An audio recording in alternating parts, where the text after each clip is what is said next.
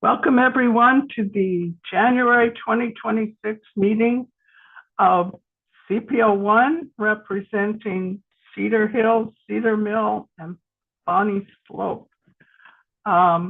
This is our third to the last meeting as the county has decided to change the program.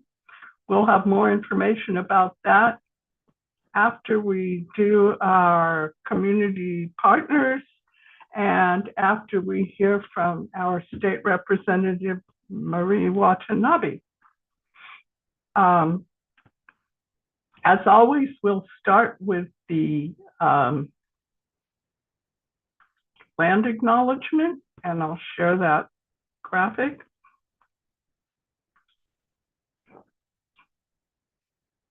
We acknowledge the people on whose land we live, the Atfality Calapuyans, also known as the Tualatin Band of Calapuyans, the first inhabitants of Washington County. We are grateful for the land we're on, Calapuyan land. Signers of the Willamette Valley Treaty of 1855 were removed from their homeland to the Grand Ronde Indian Reservation. Today, their descendants are tribal members of Grand Ronde and Celeste tribes, carrying on the traditions and cultures of their ancestors. We acknowledge and express gratitude for the ancestors of this place and recognize that we are here because of the sacrifices forced upon them. In remembering these communities, we honor their legacies, their lives, and their continuation in our community. I'd like to invite all of us to reflect on the role government has played in the painful colonial history and reflect as well on the resilience and healing of the indigenous land and communities. We invite everyone to collaborate and work together with the tribes to take care of the land and water and the people who inhabit these spaces. And we'll go back to our live stream. And oh, there it is. I lost the button for a moment.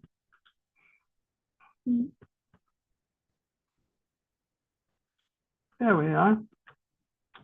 Okay, we have several folks from our service districts.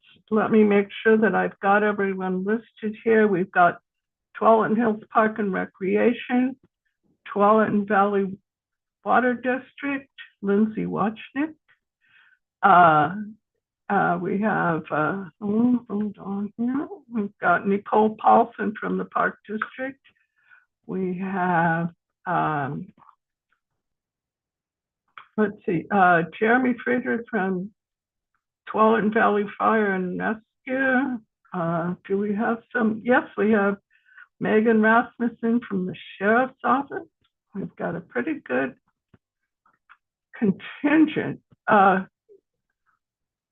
John Corsilius, who are you representing? I'm with the Washington County Sheriff's Office, and okay, yeah. All right. So that is 1, 2, 3, 4 reports tonight. Which, by the way, impressive pronunciation of my last name on the first try, having never read it before. Well done. Good. Well, I took Latin in high school, so maybe that helped.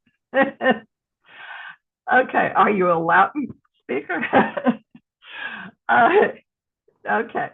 Well, let's go ahead with the Tualatin Valley Water District, since Lindsay was the first one to show up.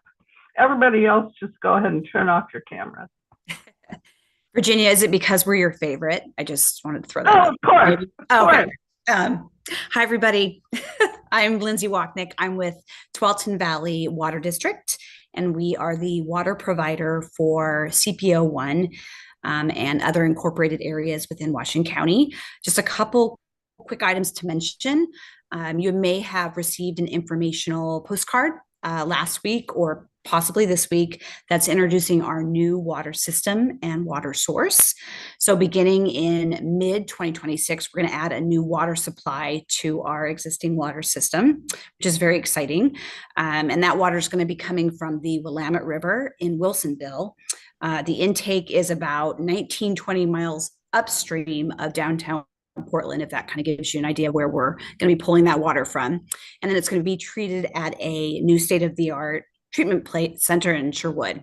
And then it's going to make its way to your tap. This new supply, the Willamette River supply, is going to replace the Portland Water Bureau supply. And again, that's going to, we call it, it's going to integrate into our system expected in mid 2026. If you want to learn more, you can go to www.tvwd.org and then WWSS.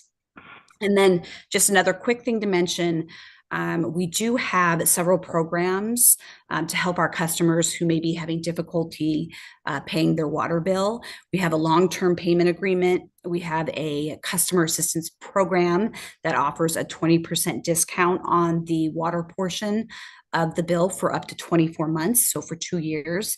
And then we have a one-time emergency assistance amount of $354, and that's available once a year to customers in need.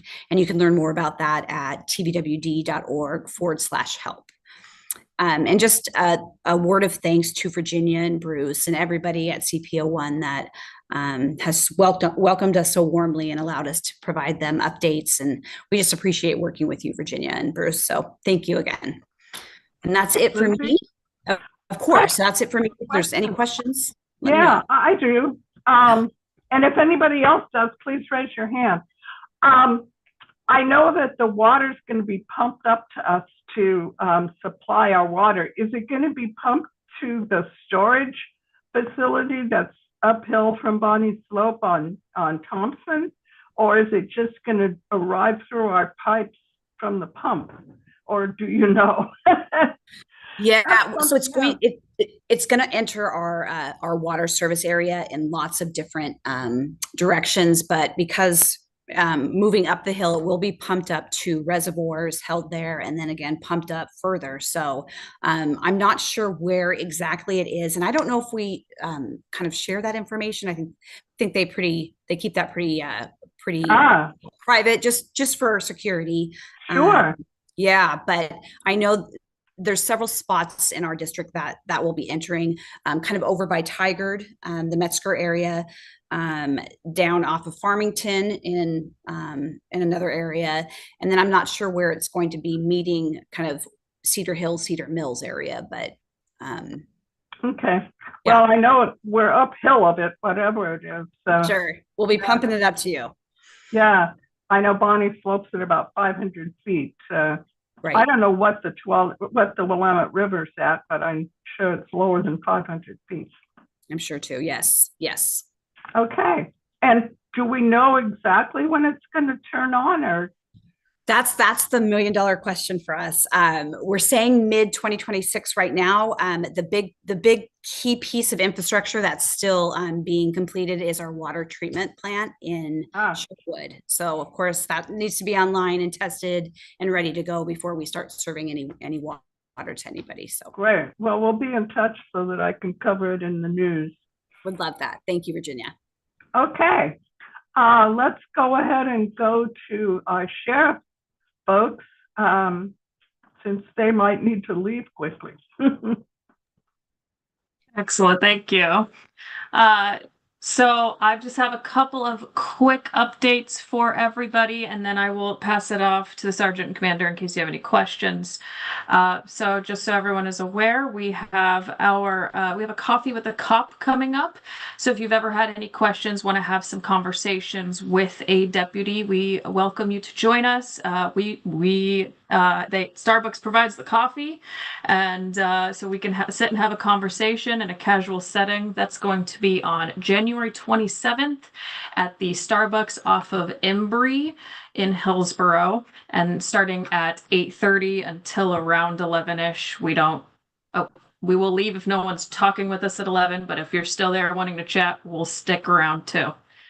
The other announcement I have is our Community Academy registration is currently open. So if you are interested in learning more about the Sheriff's Office, our special teams, all the ins and outs of what we do, you get to tour our headquarters, the jail. We also go and have a tour of WACA, our dispatch center. So you have a lot of opportunities that are not normally open to the public. Please feel free to register. That information is all online, but if you have any questions, you can feel free to reach out to me and I'm happy to help out with that. With that, I will share my screen to show you your dashboard and I will pass it to you. Thank you. Hi, everybody. Thank you for having us, of course. While Megan's putting this up, I want you to know that these are the numbers for the entire year for 2025. So the numbers are obviously larger than we're used to seeing. If you have any specific questions about this page or anything specific on this page, please let me know. But from last CPOs that we have done, we found that a lot of the questions have to do with federal agencies right now, or ICE or DHS in our county. So I want to kind of save time for questions related to those, just because, like I said, we've had a lot of them. But if you have a question about this, obviously, please ask. Just overall, I'm not seeing anything outrageous, abnormal when it comes to these numbers. So.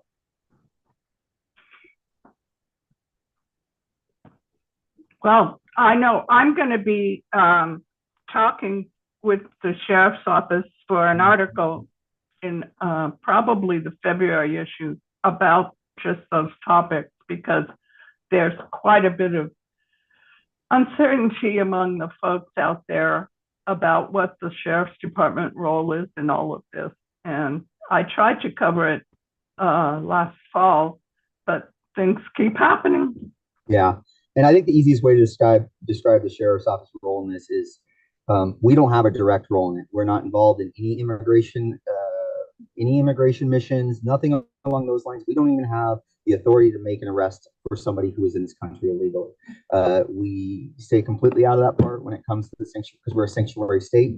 What we are seeing most of is we're playing middleman here. ICE is getting involved, DHS getting involved, or Border Control somehow having an incident, and we're responding because we're getting phone calls from community members who feel scared, concerned, whatever it may be, and we're showing up to try to just mostly keep the peace and ensure that everything goes well and there's no assaults on either side, because we are seeing or we're hearing about them a lot on the news.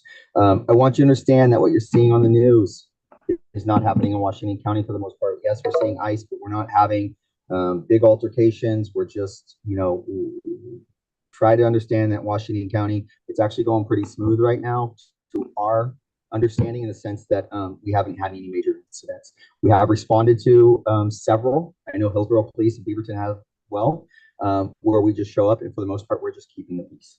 So does anyone have any questions on what our procedures are in, or anything more specific on how we respond to those? Actually, I have a question that came up. Someone on our Cedar Mill News Facebook group posted information about a demonstration that was happening on I believe it's the Murray Overpass, and they were wondering whether that was legal. My guess is that as long as it stays on the sidewalk and isn't obstructing traffic, that it was legal, but that was just off the top of my head. Virginia, you nailed it. That's perfect. Absolutely. It's freedom of speech. Go on that overpass, have signs, have whatever you want. It's when you start disrupting traffic, blocking traffic, anyone dropping anything off the overpass onto the cars below, that's when we start having problems. But peaceful protests, we see them all the time on the overpass. We see them on Sylvan, Bethany, Murray, absolutely okay. Just stay on the sidewalk. Stay safe. Yes, ma'am. John. Yeah, I just want to add to that. I think an important thing for the Sheriff's Office is Sergeant DePietro is 100% correct. We do not have anything to do with the federal law enforcement with regards to ICE and immigration enforcement, but we do have a responsibility to keep our community members safe. And it has been made difficult for us by groups. I think that all involved could do a better job. One thing that we can do, the Washington County Sheriff's Office, is stay available and connected to the community that we serve and be here to answer questions. And that's why we're doing the CPOs and Coffee with a Cop and all the other community engagements that we do. I don't think that things, I really appreciate how Sergeant DePietro is characterizing this. I don't think that things are as terrible as they are in other areas in our community here in Washington County, and it's because of the good relationship that we have with the community members. Regarding people protesting, the Sheriff's Office is here to protect the right of the protesters to protest as much as we are to protect the community from people committing illegal acts during protesting. And that's something that can sometimes get missed, that the right to protest is an American just baked into our country. It's foundational. And we in law enforcement here are going to protect that. And then we just need to make sure that folks are doing it safely and not violating the rights of others while they do that. This might be a tough question to answer, but I'm going to throw it out there. If you guys happen to see the federal, one or the other of the federal groups acting in what seems to be an illegal fashion, do you have the authority to intervene? I'm guessing no, but. Well, hey, Sergeant DePietro, I know you've had, okay, yeah, I'll hand this off to you if you'd like, but you're right. It's a difficult question, and the answer is not very satisfying, but it depends. Our job is to keep community members safe. And when officers respond, because we have no communication with ICE, they know nothing. And so they have to make sometimes split-second decisions just based on what they're seeing and maybe what they were told on the way to a call. So if there's a fight between, as we've seen in the news, if there's a fight between people who may be ICE law enforcement officers, they're going to have to make a reasonable judgment on how to engage with that. And it's not going to be to decide to arrest someone or not. What our troops are going to do is they're going to go there to keep everyone safe. And we will try to stop any violence that is occurring, and we will separate the parties and then figure out what's going on. As far as the ability to intervene, we will intervene to keep people safe, but we will not police law enforcement officers. So if ICE officials or ICE agents are deciding to enforce the law in a way that is not consistent with how we would do that, that is going to be up to them. We don't have a mechanism for like telling ICE to back down or telling ICE that they can or cannot go somewhere. They are federal law enforcement officers. They have the ability to do that. We don't always agree on the tactics or the methods. What we're telling our troops is, from the perspective of us being deputies responding, our goal is to keep people safe, and we're going to stop violent acts from happening. If people are attacking ICE agents and using violence, we're going to stop that. If ICE agents are committing violent acts, we're going to stop that. And we're going to separate them, and we're going to figure out what happened. To the question of, can we like intervene? I can't remember if you said like, oh, well, do we go and arrest an ICE agent? I think the easy answer is no. The complaint process there is the civil complaint process and the judicial process to hold them accountable for when they operate outside the bounds of the rules, or if they operate outside the bounds of their jurisdiction. Would you be likely to activate your video cameras? I know that in that East Portland deal that the FBI says they didn't have any video. Yeah, I don't know about that case specifically. All of our patrol deputies have cameras, and they will be activated, should be activated. I will put in a small caveat there that they are technological devices that take batteries. We have had rare instances where the video does not get captured for some reason. It's really unusual. So I wouldn't want to say like, oh, we will guaranteed always have video. But all our deputies have body cameras and are deploying cameras, and those cameras should be running at all times. Sergeant DiPietro, did I miss anything? I just want to hand off to you. You've got a really good finger on the pulse of this. Anything you'd like to add? No, I think the big things that you hit on though is the if we see excessive force, and we have very good training on excessive force on what we need to do, and if we see an ICE officer doing it, we will step in and stop it. Now, where it goes from there, that will be a bigger process, given the fact that they're not local law enforcement, they're federal agency. Let us handle that at that point, but we will stop the force. At least make a very reasonable try or attempt to do so. And I think that's one of the biggest questions people are having. One of our neighbors has a question. If you can give Colleen the ability to talk. Yeah. Hi, Colleen. Be sure you're okay? On. Yep, we can hear you. I was just hoping that you guys could speak to a little bit of your approach for de-escalation in these situations. In a lot of the video footage that we're seeing, things escalate very quickly. And just wondering if there's specific training for this, if you have success with de-escalation on both sides, and whether you have a good relationship with federal law enforcement responding to your requests for de-escalation. Yeah, I think number one, one of the biggest things to take in or consider is de-escalation is not always pleases and please stop, thank you. It could be an assertive tone. Lots of training on de-escalation, but yes, number one, we have great community who does listen to us, and we value that so much. And yeah, we're able to communicate with federal officers. We might not know them, but we can speak to them, we can talk to them, and we can intervene. Like you see though on a lot of videos that are going across social media, they are extremely high tension situations, and we may need to get involved and separate them. One thing that we need the most from community members is cooperation. And if we can get the community to calm down, it's a lot easier to get everything to just settle down. Tensions are very high right now, and we respect that. We understand that.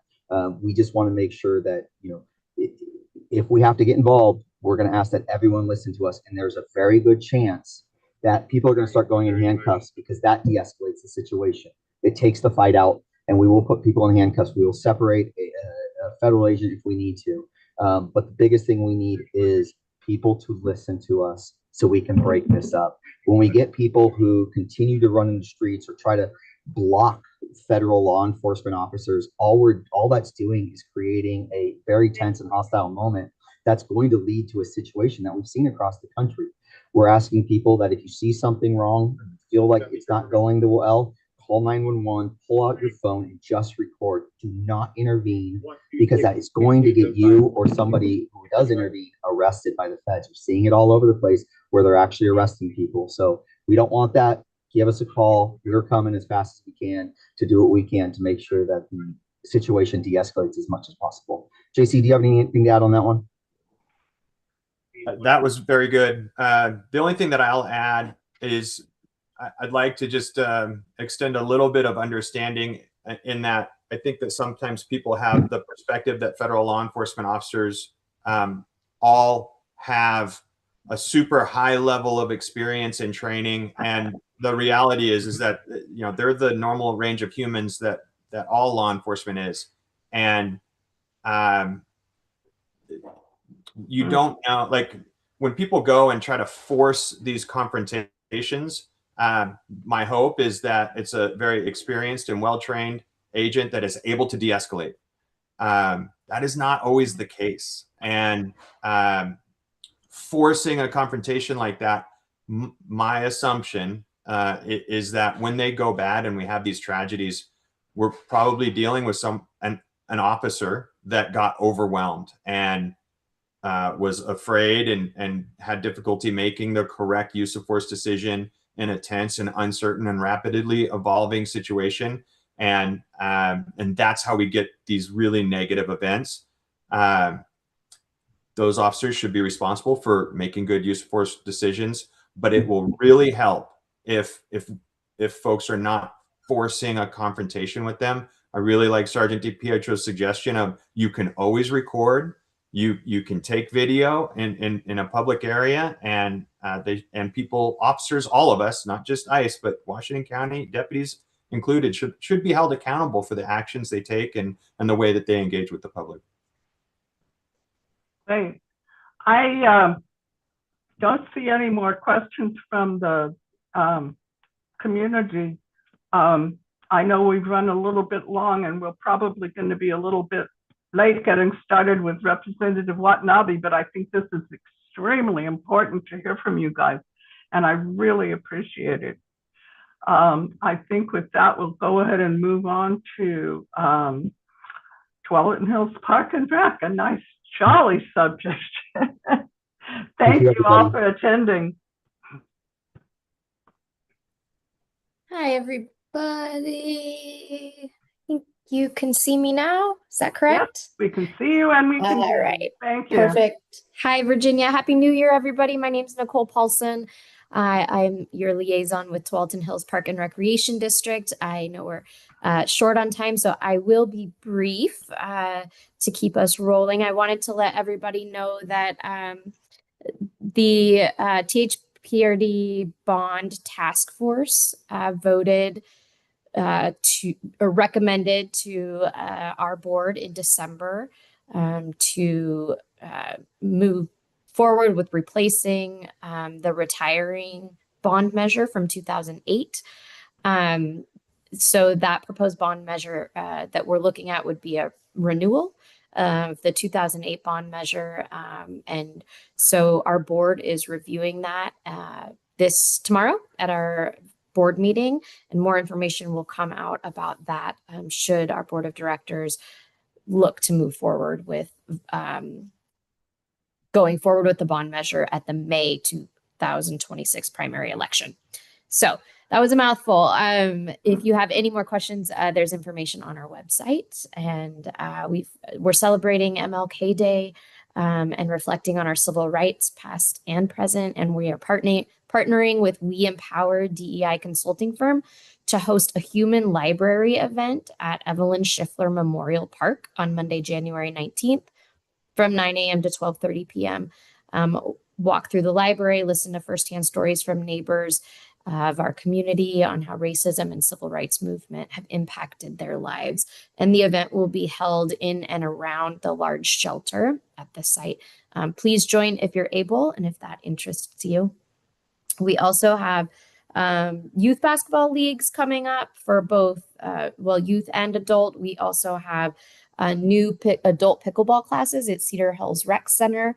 If anybody is interested in looking for something fun to do indoors. And then we've got our virtual preschool open houses on January 28th for Tualatin Hills Nature Center, Conestoga Rec Center, and Cedar Hills Rec Center. That'll be from 5:30 to 6:15 p.m. You can find all of this information on our website, and I am happy to answer any questions that anybody might have. I know you're looking for coaches for all of your youth sports programs, and I think there are a few paid positions. Yeah, I don't work on the rec side, so I don't want to 100% speak to that, but I'm pretty sure that's true, and I'm happy to confirm that at a later, or confirm that after we get off this meeting. But yes, we are always looking for coaches. Some are part-time paid positions, and again, you can go to our website and find that information. I'm happy to drop it in the chat too. Well, Oh, we don't have a chat. no. Nicole, Not that then. I didn't catch the name of the facility where the MLK uh, activities will happen. Evelyn Schiffler Memorial Park. It's over on Southwest Erickson, like Allen and Erickson. Thank you. Yeah. And I know that you're presenting to CPO 7 about a new park, or you did, or you will. We had a representative speak yesterday. I believe their CPO meeting was yesterday. Right. And it was about the new administrative building that the park district has near the main campus on 158th and Walker. So it's not a new park. It's just a facility that we're able to centralize a lot of our staff in. Oh, okay. I thought it was somewhere over by Rock Creek. I No. might be confused.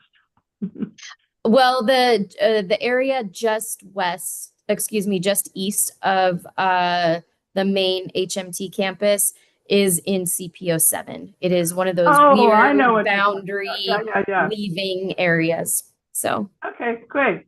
Well, I know CPO 7 records their meetings also. So if people are interested in that, they can go and dig up the recording. Thank you. yep. Have a great night, everybody. Thank you. Well, I believe with that, we will introduce our Oregon State Legislature. Virginia, TVFNR is here as well. Oh, gosh, I'm so sorry. Yes, let's hear from TVFNR. Where did they go? They're gone. Oh, no. They must have decided to leave. Okay, well, we'll hear from them next month. Dang, I didn't mean to scare them away. Anyway, let's welcome Representative, and I don't know how to pronounce your first name. Is it Marie Watanabe?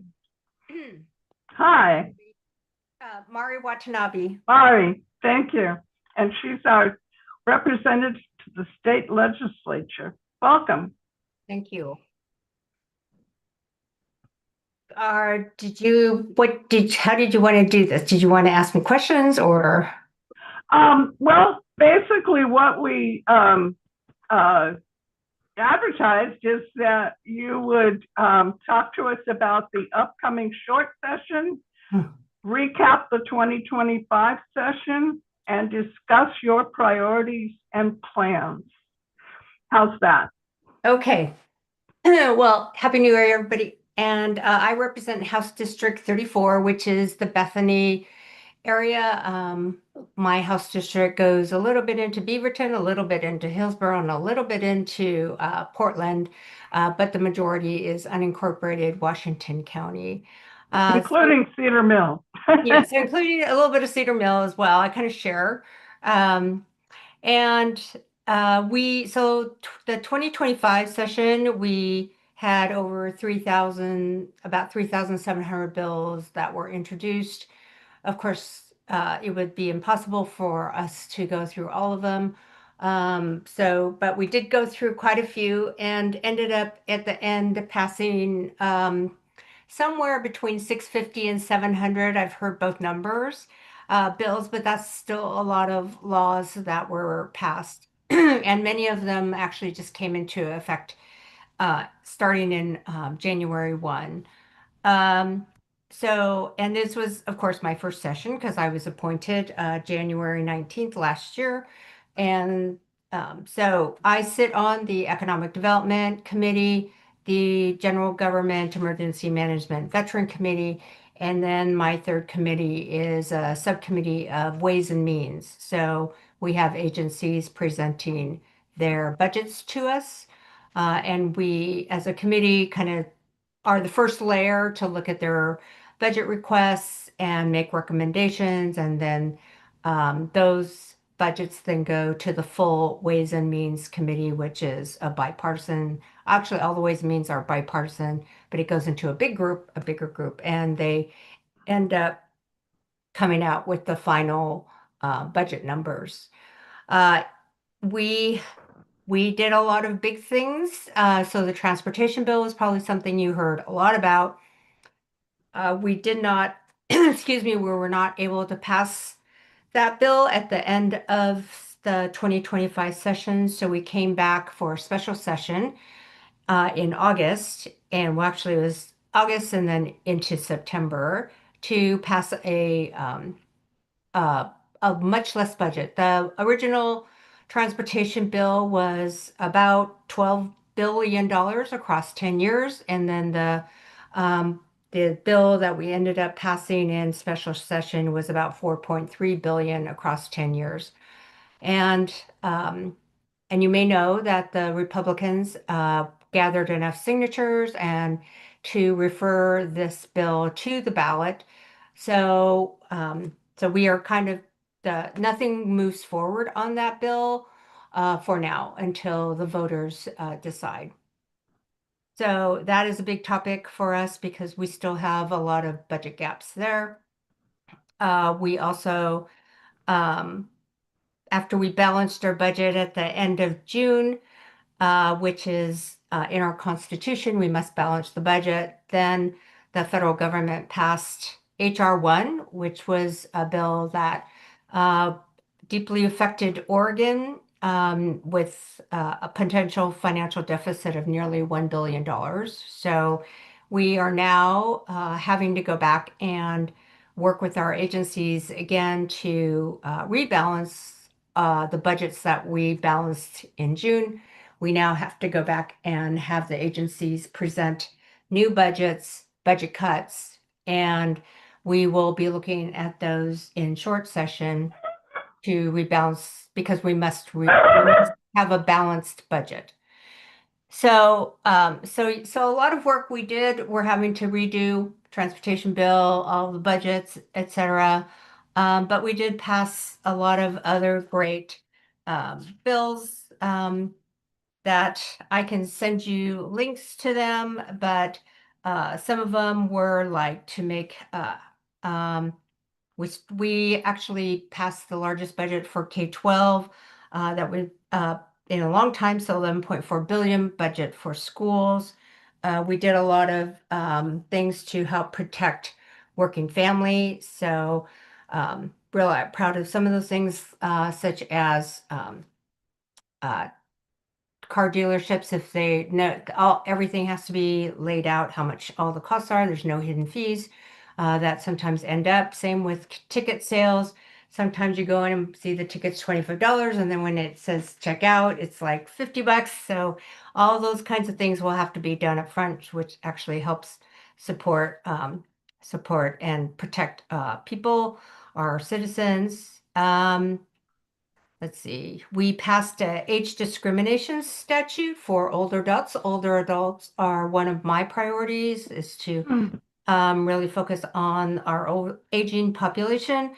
And we found that a lot of times older adults are discriminated against when trying to find jobs, etc. So we passed a bill to prevent age discrimination.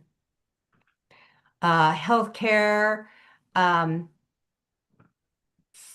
We did pass the commitment that Oregon would continue to fund Medicaid with the Oregon Health Plan, but we are, and in 2027 to 29, we will be revisiting this because the federal bill, H.R. 1, is going to dramatically reduce the amount of money that Oregon will get for their people. So we are going to have to figure out how to solve that budget gap. We also passed laws to remove medical debt from credit reports, so that that's not being held against you. We did other things to, let's see, I'm looking at my list here, so I wouldn't forget things. Wildfire prevention funding, etc. I think in, let's see, All right. So I think I talked a lot about the budgets. I mean, the bills we passed. Does anybody have any questions about anything from the 2025 session?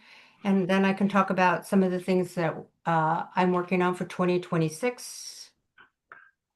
I would just briefly like to go ahead and share your district map because you do represent most of Cedar Mill. Okay, that's fine. There. This whole area in here is Cedar Mill. Yes.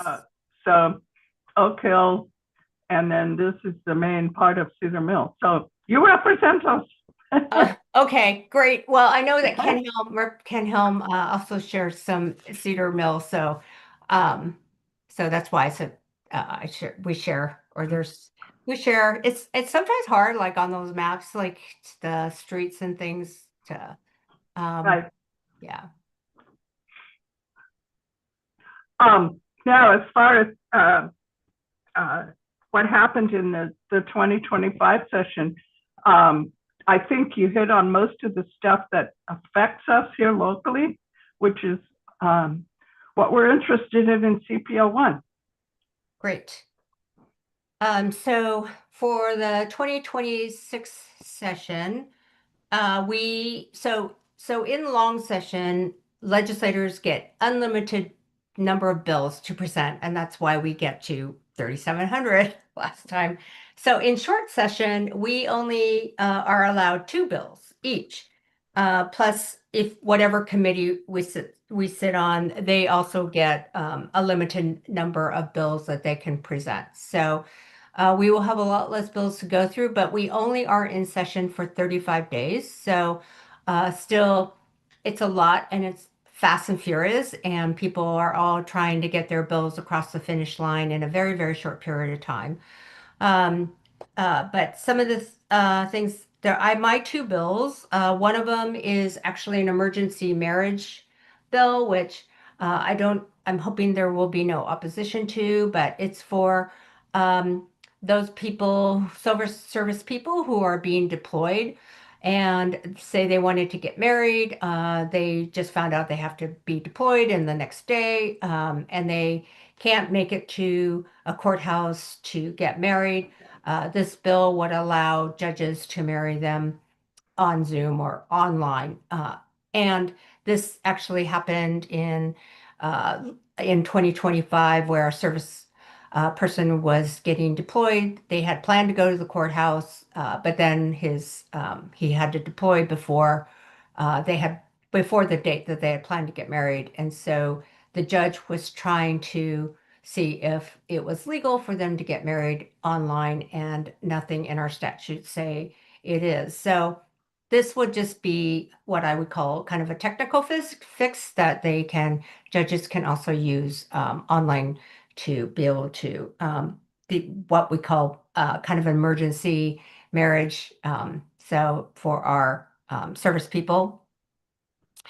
The other bill I'm working on is a bill to help fund BOLI. BOLI is the Bureau of Labor and Industries. Their job, they have a lot of things they do, apprenticeships, etc., but really focused on one of the things they do is really be that representative for people who are experiencing wage theft from their employer. Their budget comes to my Ways and Means Committee, and it was quite shocking last year to find out that this agency has been deeply underfunded, which meant that a lot of people who can't afford lawyers, they were not able to get their claims investigated and then hopefully get paid back for their lost wages. So I was very adamant that we try to get them more money. They did get more money. We were able to increase their budget by 30%, which now they are able to add more investigators and employees to this. But this is a constant problem. It is so the bill that I'm working on is to actually find more stable funding for BOLI so that they can be assured that some some of this funds will come from fees. So, and it's not a tax increase, but it's fees that already exist, and they would just be increased a little bit to the employer. It's a very small amount of money. It's like comes out to like $4 a year per employee. And so that funding would help Bully be able to hire more civil rights investigators and regular investigators. So those are my two bills. In my committees, we're working on economic development bills because we have not really focused on that over the past many years. And the governor this year is making economic development one of her priorities. You may have heard about her prosperity initiative. So I'm excited for that because we are an income tax state. So we need people working here. We need them to be making good wages because that's where we get the majority of our general fund that funds a lot of our services. So looking forward to hopefully passing some of the bills that we have in that. And then those include like even improvement of permitting. A lot of developers struggle with getting their permits in a timely manner. There's all kinds of reasons, but we're looking at ways to help streamline those processes so they can start building faster. In my emergency management and veterans committee, we're focused a lot on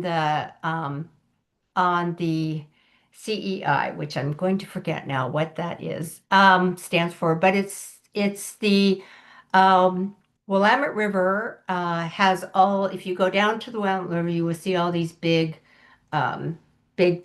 They look like water tanks, but they're on the ground, and those are fuel storage.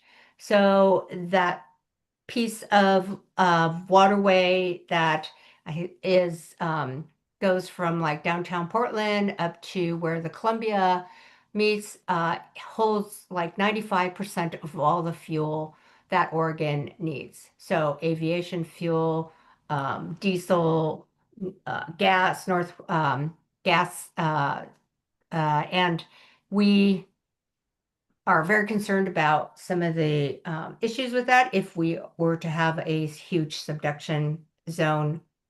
So the Emergency Management Committee is focused on what are some alternatives to help lower the amount of fuel that's stored there and be able to create a safer environment for all the people that live around there if something bad were to happen. So that's been a topic that even when I first started last year in the emergency management, that was very important. So that work is continuing. And let's see, and then in my Ways and Means, we have been looking at the budget cuts for the agencies that present to us their budgets. They have been asked to present two budgets, one with a 2.5% cut and the other with a 5% cut. And then, of course, we will do what we did when we were looking at their original budgets for 2025 is really go through those and make recommendations to the big Ways and Means Committee on what cuts we need to take. And we have a huge budget deficit. So we are, this year is going to be a very challenging year for the legislature in finding the best paths to be able to balance our budget without losing a lot of the great programs and services that we've come to enjoy and care about and want for our citizens. So it's not going to be easy, but I think our legislators are really working hard to try to find the best solutions. I don't think everyone will be happy with whatever comes out because there are things that we like and want that will have to be cut. Really no way about it. So that's not going to be fun coming into this session. And then I think I also mentioned, Medicaid will be looking at that more next biennium, but it's going to be a $1 billion deficit that we're looking to close due to the federal bill HR1 that passed. Let's see. What other fun things what are some fun things that I've heard of? I can't even think of any. Anybody have any questions while I'm thinking Well, about this? I realized after you started that I should have asked you to just introduce yourself, since this is the first time you've had a chance to visit with us, and what your background is and what inspired you to run for state representative. Oh, sure. I'm sorry. We'll go back and start of it. I'll go back. Hi, everybody. I'm Mari Watanabe, Rep House District 34.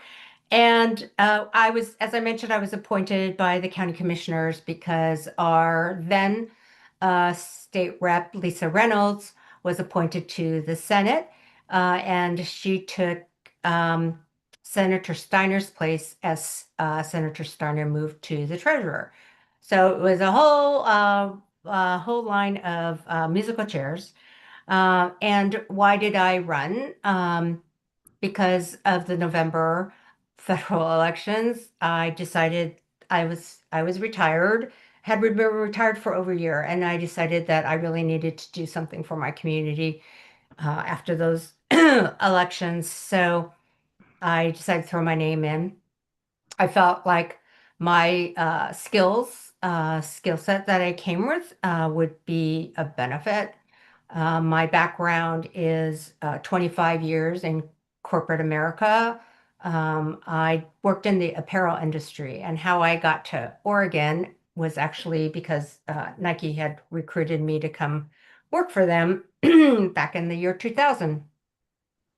And so after 25 years in the industry, so I was only at Nike for 7 years, but in the industry, 25 years working at different various apparel companies. And we have a lot of transferable skills for that go into this job. So I'm using those every day. And then after my 25 years there, I decided that I wanted to do something that was more for our community. So I decided to go into the nonprofit sector. So I was the executive director of two nonprofits, Japanese American Museum of Oregon, which is an arts and culture museum in Old Town in Portland, which really focuses on the of the incarceration of the Japanese Americans during World War II. Both my grandparents, parents, and family were all incarcerated. So I had a lot of lived experiences and history from my own family about that terrible time. So I ran that organization for 4 years, and then I moved to another nonprofit called Partners in Diversity, which focused on diversity, equity, inclusion. And I did that for 11 years, and then I retired. So all of that, and I spent a lot of time serving on boards, various boards and commissions, and again, just felt like I was able to bring my skills and my caring for our communities to the table in this role. So that's a little bit about me.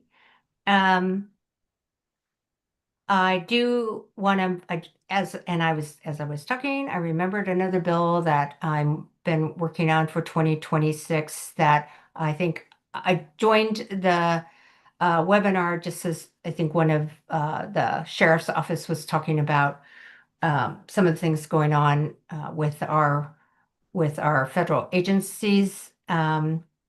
So there's a bill that Representative Farah Chaichi is the chief on to help really identify our local law enforcement here. So right now we know that the federal agents tend not to wear anything that identifies them as a federal agent. So you really don't even know if they are or not. And they don't drive cars that are marked.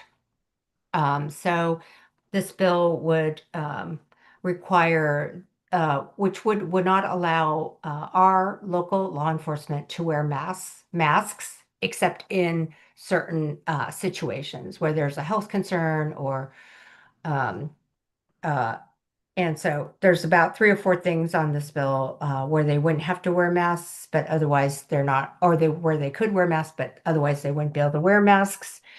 And then just to be able to have our people feel that they have a right to sue if something happens to them, so they can go into civil litigation. And I think that's actually, I know in some of the cases right now there are people who are suing the federal government for mistaken identity, being taken and being American, being excessive use of excessive force, etc. So Farrah's bill is I think going to really help with the identification of our local law enforcement. Let's see. There's also some other bills to help our immigrant communities. We are looking for increased funding for them to get immigration attorneys to help them. We have an organization that actually does this now, run through the Oregon State Bar. But the money that was allocated is now not enough just because of what's happened in the last several months. So that money for immigration attorneys has been used up quite quickly. So we are going back to try to get more money for this organization to continue to help our immigrants. Yeah. I have some questions, and it looks like Bruce has questions too. Sure. Yeah, greetings. One of the issues facing Washington County is the courthouse that we have. Yes. And there was money in the budget, I think 1.5 million for designing and planning the new courthouse. And it's clear after hearing Aaron Doyle talk about the county's lobbying efforts and describing why we need it, that we really need a new courthouse. And I'm wondering if that's on your radar. So I voted for that funding in 2025 because I agree we need a new courthouse. I don't think that that is something I will look into. I don't think it's on anybody's budget cut list, but I will double check that because yeah. So. Ms. Doyle was describing how it impacts even processing divorce cases. So it's not just criminal activity, but it's all the things that pass through the DA's office are impacted by a substandard courthouse. So thank you very much. Yeah. Yeah. That actually gets to one of my questions, which is whether you've worked with Washington County has a couple of people that focus on the state legislature and Washington County issues. Have you worked with them? Yes. They meet with me regularly, or when they have a bill that they're working on. Yes. Great. Okay. I have a few more questions, and until I see anybody else's hands go up, I'll just keep asking them. Aaron was one of the presenters at the recent ACRE meeting, which is Bruce, what is ACRE? Advisory Council for Racial Equity. Right. About how the state legislature works behind the scenes. And my question was, how do you feel like you've gotten a good handle on how things work at state legislature now so that you can be more effective? Do you get coaching? Does your legislative assistant help with that? Do you get mentoring from other members? Because it sounded like you really had to know the ropes to get anything done. And I had an experience trying to get a bill on the floor, and I learned a lot. Yeah, there definitely is a pathway that you need to follow to get bills passed. One of so yes to many of your questions or many of your comments. Let me just start with a little bit more of my background. So in 2011, I was appointed, the governor appointed me to be on the Commission for Asian and Pacific Islander Affairs. So that was a great first step for me to learn how to pass a bill. So as a part of these commissions, we worked on several bills during the legislative session, and then we would go lobby for them in front of the committee, and work with state whoever the state legislator was that was the chief of carrying the bill for us to get these bills passed. And we were successful in some, and some we were not. But that was a good training. But I will also say that I have learned a whole lot more now just this last year. There is a lot more to it than what I had learned when I was on the commission. So yeah, and so first I think that staff is super important. I have great staff, and actually the best advice I got when I was appointed was one of my colleagues called me and she said, "Can I give you a piece of advice?" I said, "Of course." And she said, "Hire people who have worked in the building." She goes, "Not building adjacent, like, some people who help with bill passage or are advocates or whatever, but not really been in working in the building." And she said, not a lobbyist, and you really need people who have worked there before so that you don't have to worry about where do you go get the mail and where do you do this and that, really kind of understand the ins and outs of what legislators have to go through. And also hiring a good chief of staff. I think my chief of staff is excellent. She has given me a lot of advice on different things. And my legislative assistant keeps me on time. He's always telling me that I have to go to my next meeting. So you can't do without them. They are really the backbone of your office. And they do all your scheduling for you. We get requests for tons and tons of meetings every day, and they work on all those. And then they kind of give me the update on who is meeting with me and what do they want, so that I can get in my head prepared for whatever their topic is. And yes, and then my colleagues, yes, we rely a lot on each other. And I will tell you that I sit in the front row on the House floor. I'm in the front row, and I have two experienced legislators, one to my left and one to my right. And all during the whole session, it was really great to have both of them as a resource for me, because sometimes things happen that it's not just the normal bill passage where people read the bill, they testify, and then we vote. Sometimes if there's a controversial bill, and then things happen that I don't know what's going on, and so it's great to have these more experienced people telling us, the newbies, what's going on. And then sometimes they are also telling us, like, okay, for this part, because our friends across the aisle brought up something, but on this you're going to vote no, and then next time you're going to vote yes. So yeah, I rely upon my colleagues a lot. And so Great. there's a lot of things to learn. I still have a few more questions, but let's hear from Colleen again. Colleen, turn on your mic. There we go.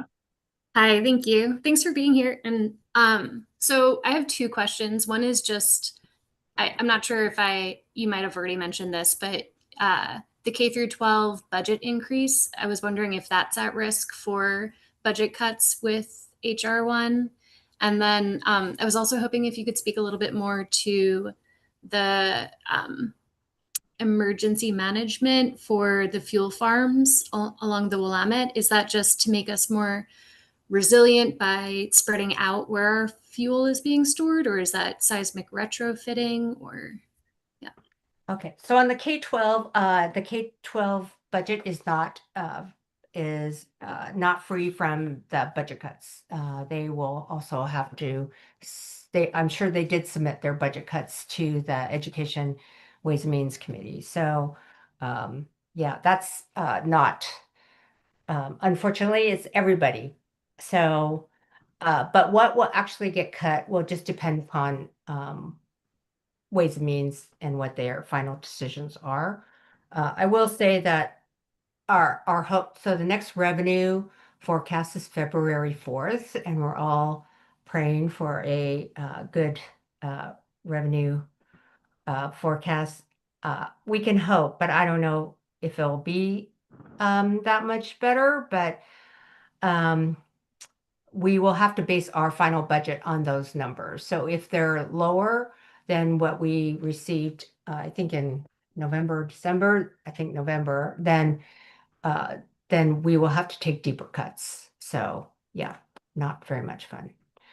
On the CEI, okay, so it's the Critical Energy Infrastructure Hub is what CEI stands for. And so the CEI is fed via pipelines, and it gets fuel from the pipeline that goes up into Washington State, and then some fuels come by rail and some come by barge. And so 90% of over 90% of the fuel for Oregon is located here. So and if a 9 magnitude earthquake happens, then this area is probably going to there's going to be fallout in this area. And the prediction is that 1/3 of the fuel tanks will fail. So there's a lot of concern by environmentalists that all this gas, these fuels could go into our river and pollute our river. And if things happen in a fire starts, it would put that whole neighborhood on fire that's along the river. And then, yeah, the question is why do we have 90%, over 90% of our fuel stored in one place for the whole state? So there's some of the questions that we're looking at is, yes, how can we diversify where we store fuels? And that's a big question. And also it's very costly. It's very, very, very expensive to be able to move these tanks and create new places and find a place that's will work. So at little by little, these companies are replacing old tanks with new tanks, and as they decommission the old tanks that are probably not as safe, it's just very expensive. So you can't it's hard for them to just do it all at once, although I think we would like them to. And so, yes, and it's just to prevent catastrophic disaster from happening if we are to have a huge earthquake. Great. Thank you. Yeah, I'll go ahead and toss out a couple more of my questions. Do you help your constituents with various state issues? Do they come to you and Yes. When they're having difficulty with various state agencies? Yes. What's the best way for them to reach out? Yeah, just send an email and just say, I'm a constituent and I'm having a problem with XYZ. And we definitely will help connect you or ask the question or get somebody to respond to you.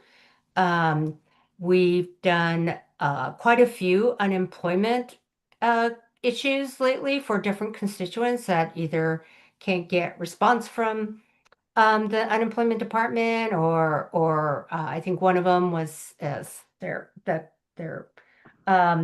amount they were supposed to get unemployment check for was not happening correctly, and so we had to keep and that took actually a little while longer to solve. But yes, we definitely are. We are a resource to help with that. So Wonderful. yeah. And what if a constituent has an idea for a bill or some legislation that needs to happen? I'm all ears. This is probably where the part of the 3,700 bills that we looked at last year, a lot of them come from just colleagues, constituents, businesses in the area. Yeah, everything. Something happens to you that you think is wrong. So the bill that I'm going to run for the emergency marriage is because one person was wanted to get married and couldn't because he was going to be deployed, and so we are that led us to fix the statute, so this won't happen again. So yes. Great. Are you planning to resume your monthly newsletters? I noticed, unless somebody forgot to post them, you haven't done one since May. Well, thanks, Virginia, for noticing that I haven't written one for a while. I did stop because I actually had 2 major knee surgeries during the interim, and so I wasn't even going out of my house. I think I was cooped up in my house for 4 months.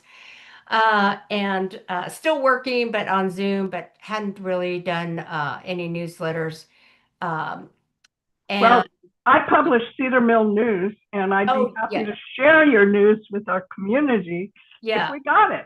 Yes, and so I just my next newsletter is going to be a week before session, and I'm going to talk about some of the things I just talked about today. And then they will be much more regular after that. How are your knees? Well, I just started physical therapy last week, so I'm glad about that. And so I'm walking around with a cane right now, but at least today this week we're in Salem, today, tomorrow, and Thursday. So it was really great to be able to be in Salem with my colleagues. Great. Yeah. Any planned open houses or constituent gatherings, or are you going to wait until after the session? So because of all of the situations happening with our immigrant neighbors, I am doing another Know Your Rights training on January 26th. It's a Monday, and my goal is to have it at Portland Community College, Rock Creek, because they have good parking and a big room. So we're working on that, but I have immigration lawyer that's coming to do the training. So it's great for everybody's. And so if anybody who would like to come, it's just open to that. So I'm doing that one. I am doing in February, either late February or early March. I'm working with the FBI to do a training on cyber crimes. So we are constantly getting emails and requests, and they're all scams. And so this training can help us really identify like who's a scammer and who's not. And I think this happens to everybody, just young and old. So that will be in late February, early March, and then I'll be doing some town halls as well. So great. If you could have Joy or you send me that information on the Know Your Rights training. It's too late for the January issue of the paper, but we have about 7,000 people on our Facebook group Oh, great. And so I'd be glad to share the information about that training with them. Okay, awesome. Thank And you. you're invited to join the group so that you can see what's going on. I know. Yes. Sometimes I don't know about all these groups, so thank you. I will have my staff and sign me up. Yeah. Well, if they have any trouble finding it, they can just get back in touch with me. Okay. Thanks, Virginia. Yeah. We're going to be talking about how the CPO system is coming to an end and the county's replacing it with something new. And we invite you to stick around if you care to, so that you know, this CPO is not going to exist. And we don't know who else might be able to bring this kind of a program to the community. So if you've got a few more minutes to stick around, we'd appreciate you getting a peek at what's going to happen. Oh yeah, I will. I'm very interested to know. So thank you. Thank you. I don't see any more questions from the group. Bruce, did you want to make a comment before we get started on the update? On the CPO updates, Yeah. a comment. You asked Oh, me to well, anything describe. more you wanted to say to Representative Watanabe? My comments would be about the CPO program. Great. Okay. Well, let's get into that. Okay, I wish you good luck with the two bills that you're allowed this year, this session. My name is Bruce. I did come up with a little bit of a summary, which you might want to add something to, and I can edit it as we talk. But I could bring that up just to introduce the topic. I have Hopefully. it pretty well in hand. I've described this several times. Okay. Well, some people like to follow along with words. Well, I will start with the initiation of the community participation organization particular to Washington County. In the 1980s, Washington County endeavored to meet the requirements of Land Use Goal 1, which mandated that people would be provided an opportunity to be involved in land use planning. And we were doing a lot of land use planning in the 1980s. And as a result of that work, about a dozen different community plans were created. And we have the Cedar Mill Community Plan, the Raleigh Hills Community Plan, and so forth. And these are referenced now in development applications. So when you turn in an application to develop a house or 10 or 20, you refer to the community plan. In order to keep people educated on the community plan and this planning process, the county contracted the Oregon State Extension Service to design a program for public participation that was centered on education and effective engagement with, in our case, the county government. Over the history of Washington County allowed any developer that could come up with water and sewer to create a subdivision. And over the years, these combined, and now we have the Clean Water Services, which provides surface water and sewer service for all of the county, as an example of how they've come together.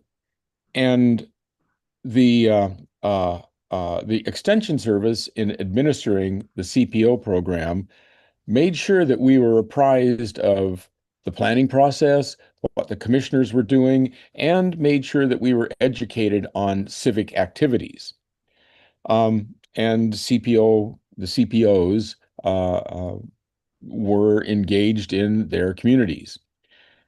In 2016, the Extension Service was unable to continue staffing it due to budget issues, and so the county administration office took it over. And since then, education has been virtually nil. There was a small civic leader program training, but it really didn't have any impact on the CPO program, and it really didn't reach many people who I am not, and the county did not track how effective the civic leader training program was. So we have no way of knowing what the return on the investment was.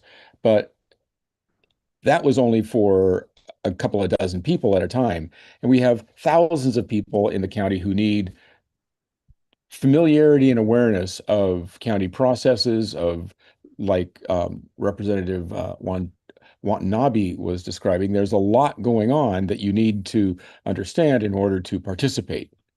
So, And that's what we tried to bring to our and communities over the years. We have been bringing civic awareness on a wide variety of subjects. And Washington County, the reason I mentioned the development history is that Washington County had a large urban development region. And when the urban growth boundaries were established in the 80s, Metro drew a line around all of the urban areas, whether they were in cities or not. So you have Aloha, which is unincorporated, being inside the urban growth boundary. And up until about 7 or 8 years ago, it wasn't required that new UGB additions had to be annexed into cities before they can be developed. I think that's pretty much the case now, that you can only develop new lands introduced to the UGB if it's annexed by a city and then planned under their processes. Right. Let's start cutting to the chase. Well, the chase is that 200,000 people out of Washington County's 600,000 in the urban area live in the unincorporated urban area. So the CPO program was created to serve the unincorporated area. And we have, over the 25 years that I've been involved, have reached out and included quite a number of things that aren't part of county government per se, but are critically essential that people understand. And so our Oregon representatives and our Oregon legislators have come in. We've had mayors of Beaverton come in. We've had people from Clean Water Services. Tonight you saw Tualatin Hills Park and Rec, and TVF, the Tualatin Valley Fire and Rescue, and the Washington County Sheriff. And because we have 200,000 people in urban unincorporated Washington County, we have the Enhanced Sheriff's Patrol District, which brings policing up to the level of urban needs. So we pay extra for having urban level policing. And then between the ESPD, Enhanced Sheriff's Patrol District levy, and the public safety levy, the sheriff's office has come to serve way beyond its original county mandated functions to become an urban level policing organization, because we have this really odd 1/3 of the county population should be in cities according to Oregon's land use precepts, but we escaped. We're feral, I think you could say. And we've tried to be the representatives to the county for the neighbors. Yes, and we do a pretty good job. Dwindling support over the years. It's true that the county, being now managing us through the administration office, makes there aren't easy communication channels. And I want to say that a few of the CPO leaders and other CPOs have engaged in what really is either inappropriate or illegal activities, which has soured the taste at the county for the CPO program. So in spite of the fact that Virginia and I have been doing this following the correct processes, that is not enough to protect the CPO program from being dismantled. And last week there was a draft resolution and order that was basically created by the county council's office without any input from citizens about how to dismantle the CPO program and replace it with a county commissioner-centric group. And we don't know what that's going to look like. And so the short of it is the CPOs are given permission to meet for 2 more months. And then in this fall, we'll find out what the county is proposing for a new system. The county will be setting the agenda with what they've noted as structured input from community members, and that is an undefined term at this point. I don't know what structured means, but we've needed a county-wide information dissemination process. And so this will give each county commissioner a venue to share their thoughts with the people who tune in to the meeting. And we've needed that. And whenever we have our county commissioner, who is now Pam Treese, who's running for county chair, we get a good audience. We get people showing up that want to ask questions or express frustrations. And so having the county commissioners at these meetings is a good thing. But it just doesn't, it's the way that I understand the setup of the program, there's less direct engagement with the population of the county than there has been up to this point. So we're dismantling the program, and the Committee for Community Involvement, the CCI, is the leadership group of the CPOs, and it is the entity that provides adherence to the Goal 1 requirement. And it's supposed to be an advisory to the board. Well, and it is loosely an advisory to the board, but things have dwindled, and there's right. Well, we used to have 3 or 4 people supporting the CPO system when it was part of the extension, and we've got now less than 1/2 of one person supporting us.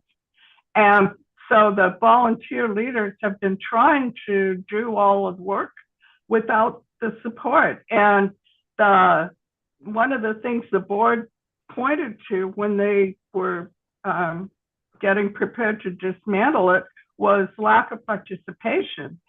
And, we've been doing our best. And we had about 80 people at our October meeting when we were talking about the Cornell Road transition facility. So the best way to get people to show up is to create a situation where they're mad or upset about something. Well, unfortunately. And I mean, that's just the way it is. But we don't know who's gonna provide that kind of interface in the future. We don't. So Washington County has a planning commission, which is going to be assigned the Goal 1 responsibility. But in order to do that, the planning commission, in my opinion, will need to be expanded to handle public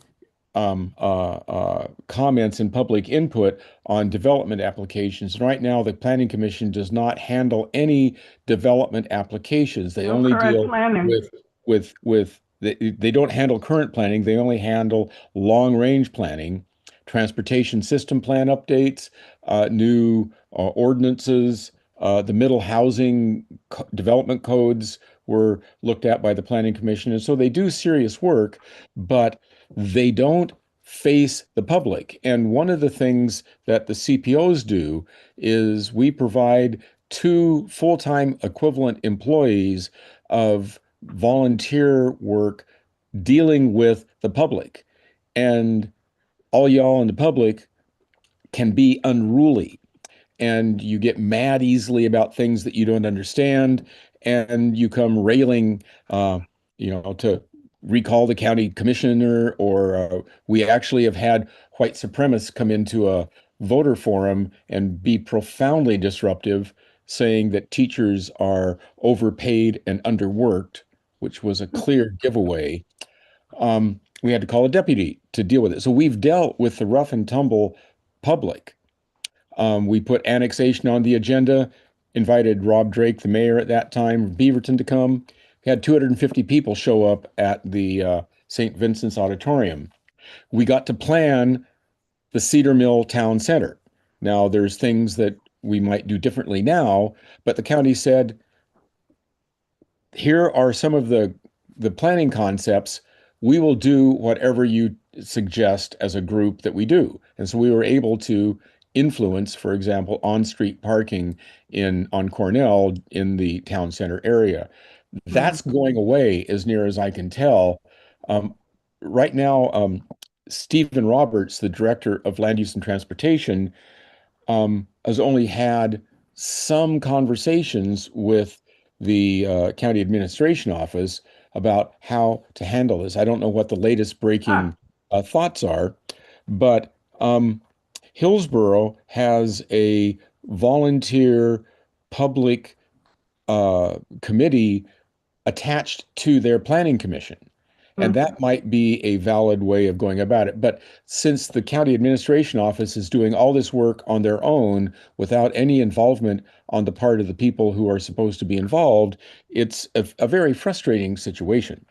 For 4 years, the county has been trying to come up with some kind of plan. And because it's difficult to come up with a public participation plan, there's been two aborted attempts at doing it. And for 4 years, I've been ready to comment on each one of them, and there's been no openness to hearing any discussion. They trot out their current plan and ask us to express our opinions right before it goes to the board.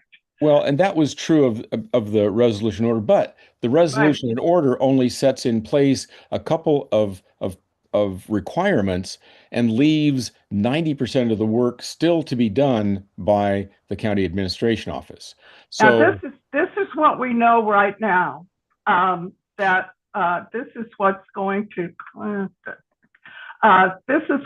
happen in the future. There will be CPO meetings through March of 2026. If we choose to keep meeting. Well, I don't plan to quit. I don't have topics for February or March yet, and I'm perfectly happy to entertain ideas from our community. I definitely enjoyed getting to know my neighbors and helping share information with them. And hearing from them. After that, the 14 CPOs around the county will become 4, one for each commissioner district. And I do have an image to show you. Come on. Stop this share, start another one. There it is. So these are the 4 commissioner districts. We're District 2.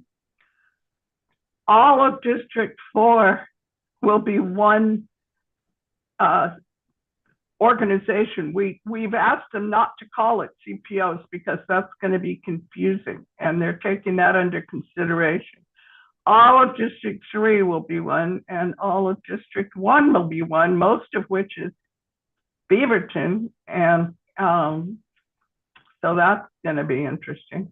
One net effect of this is that Aloha is divided between 3 different commissioner districts. Right. So this actually undermines community coherence. The whole thing undermines community coherence. Each of those commissioner district groups will meet every other month.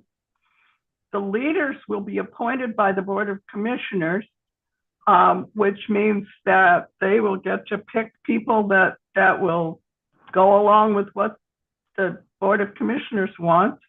Neither Bruce nor I seem to feel very interested in taking on those roles. The agendas will be set by county staff, and the topics will be focused on countywide issues. So anything to do with our local situation, whether it's traffic enforcement, whether it's what's going on with our local parks, that will all go away. One of the things we found is that if you put things on a CPO agenda that are of intense interest to a small number of people, everybody else will leave.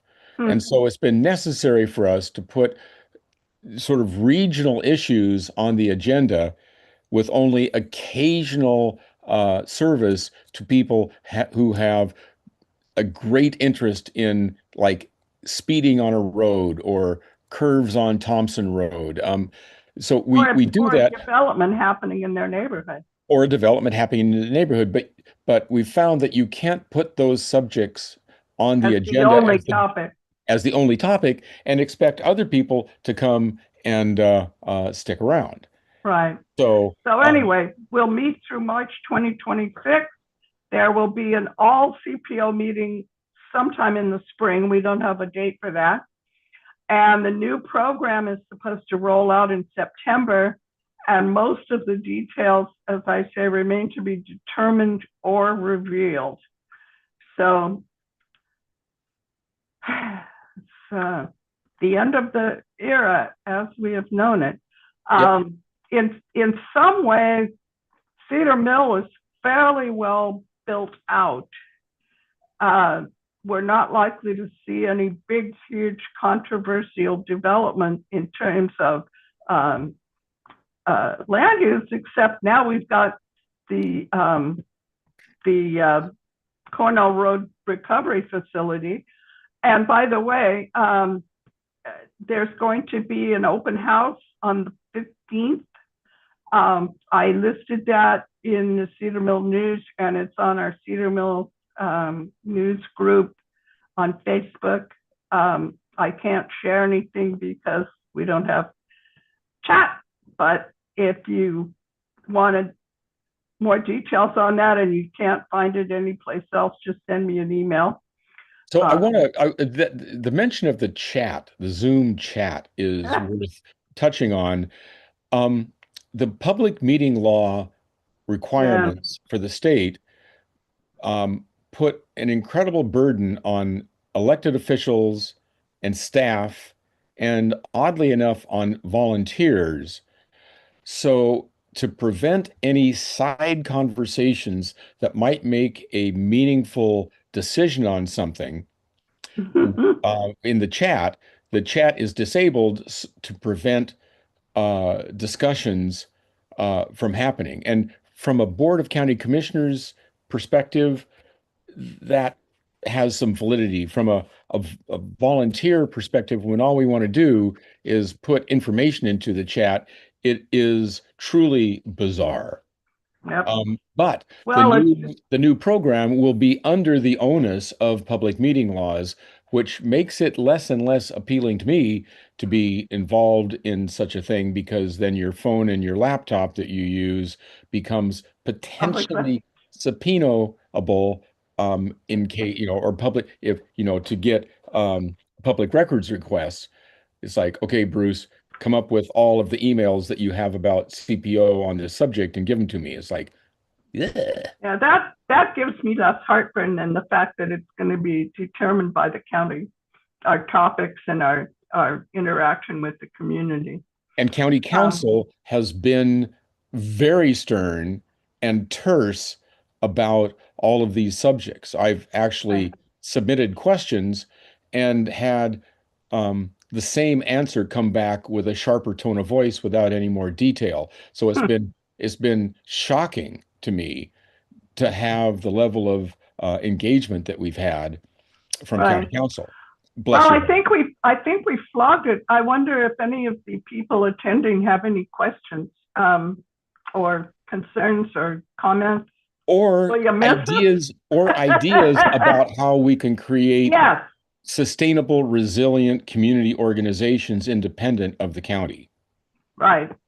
I mean, back when the transition process, when we were trying to decide who would be in charge of the program, there was some thinking about finding another home for it, like PSU or Lewis and Clark. But but that never went anywhere. And I kind of suspected that the fix was in and that the county was going to take it over. Anyway, Mary Lou, hi. Hi. I got a comment and sort of a question too. Um, the question is there any unlawful thing if we should form a nonprofit? No, No, That's been meaning talked about. no, we can't do that, or no, we. there No, is there's nothing nothing preventing us. unlawful about Oh, that. okay, so I'm just kind of wondering if that isn't kind of a solution. Could be. Well, You I think form part of a the non. drawback is who's gonna organize it and run it. I think Well, the I don't current know. leaders I have mean, sort of run out of steam. So well, I know that's We're all hoping part, somebody jumps up and says, "Yeah, that's all well, part a part of it. there's okay. What's your question? Well, okay, that was the first part of the question. The second part was, well, if it's not unlawful for the community to drum up a nonprofit for the sole purpose of communicating to the county commissioners things that the community cares about and wants to tell them.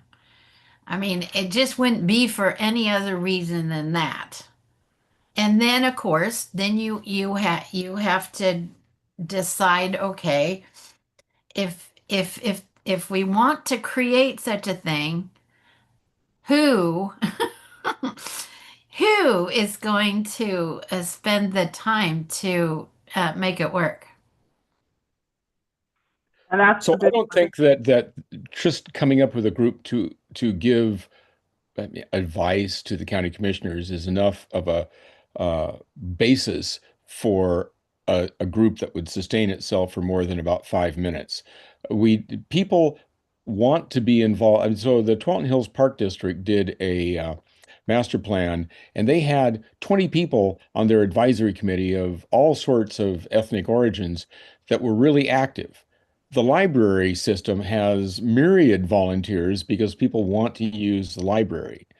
Um, so those are examples of already existing groups that I am pursuing using or I'm pursuing engaging with uh, to come up with happy reasons for people to get together and learn stuff and do stuff.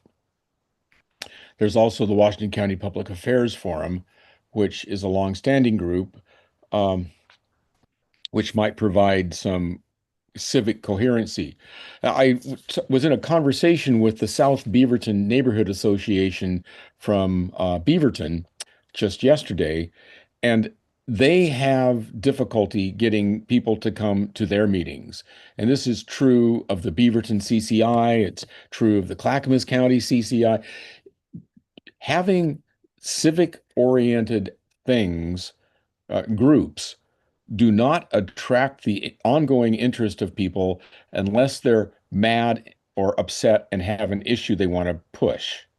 Um, and we've certainly had many issues of countywide interest on our agenda. And, and bless your hearts, we get, 5 to 20 people showing up. And that's great because the information spreads from there. And we also record it. And there's, a dozen people that view the Zoom recording. But the civic awareness of Americans is really, really low, and we don't see the value. We don't understand the value of being civically informed. So I'll just leave that there. So you got Rachel that well, has her hand up. we haven't recently. We haven't come up with a way to engage with folks. Rachel. Hello, this is Rachel Phillip. I'm with the Central Beaverton Neighborhood Association in Beaverton. Great. Hey, yeah, Virginia, I think I've seen you at some of our meetings when it comes to Peter Court. Yeah, I mean, I would say I just wanted to add in my 2 cents from like seeing the CB NAC.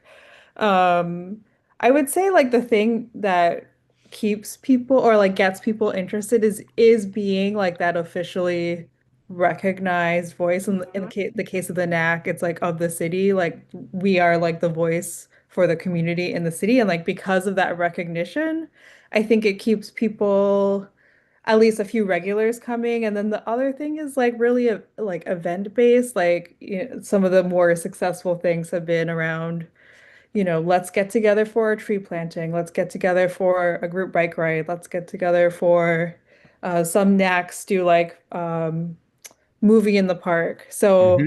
Hmm. I say all of this just to I totally hear you where you're coming from. Is it is very difficult to get people Yeah, to stay engaged for civic things. And if the goal is just to stay like civically engaged, like good luck. And Yeah. I that right. sounds rude, but like I mean that sincerely. And then the Yeah. other thing is like if there's events or like other like you alluded to, Bruce, if there are things that people can organize around, that might keep people, more engaged. Like I'm really excited about this thing in the community as opposed to sort of the longer standing like civic awareness. Yeah. So I just Well, want to throw in my 2 cents from what I've seen in Beaverton. one of the thoughts that we've had, that we've discussed amongst ourselves, is resuming a push to have Beaverton annex us, Well, and to, because Beaverton at least has an official community engagement program. and we are in their urban service area Ultimate service planning agreement. district. Yeah. But Rachel, you're spot on. And the CPO program, given the level of support that we have, has not been able to provide really effective civic education, let alone organizing tree plantings or movies, and that kind of thing that you're describing is an effective tool of the NACS system. Right. And Well, and they're it's what, sponsored by the city, which is a willing partner. yeah, which is why giving people happy reasons to get together is the most effective way of of gathering people together. And the best way of gathering people is to get together and have potlucks together because food is the ultimate social organizing tool. And I've been hanging on to the CPO program, hoping for an opening to make this case. And the CPO program is not that organization. It will not be a cohesive organization, but there are other groups and organizations in the county which very well might be able to be presented to a wide um, uh, a wide audience through the NACs, through Tiger Tualatin's processes. There's a lot of people who want to do happy things, and studying the transportation system plan is not one of those things. But then, So people complain when the transportation system doesn't work. And it's been very challenging to get people to engage with various types of community planning before everything's set in stone. yeah, And if the citizens got their way, Murray Road in front yeah, of Nike would still be two narrow lanes with a ditch on either side. well, maybe. No, I mean, and but part of it is the education. They need to be educated as to why it needed to be widened. and a 20-year who's horizon is too difficult to comprehend. right. I think we're kind of getting into the weeds. We've managed to hold on to audience members, and I appreciate everybody that stuck around. Are there any other questions about the process, the future? I'll be continuing to share information in Cedar Mill News. Page 3, which has always been CPO news, I guess will become Washington County news. And I won't be able to get as much information, I don't think, as I've had in the past, but I'll do my best. So, Well, it may be that we might have an effective voice in land use. There might be an effective group formed under the Planning Commission. So it may work out well we'll from see. that perspective. We'll see. I think we ought to let people get back to their lives, and it was discussed at one point that we might have a wake. So I'll probably post something on the CPO Facebook page if we decide to have some kind of a farewell celebration. We could meet at the Cedar Mill Pole on Cornell and Cedar Hills Boulevard. Right.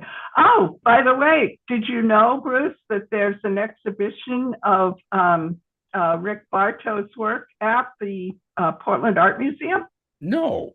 I just found out. I went with my granddaughter and my son on Sunday, and it's a beautiful exhibition, in addition to all the wonderful Native American art that's collected at the Portland Rick Art Bartow Museum. Was the artist who carved the designs in the Cedar Mill Pole. Right.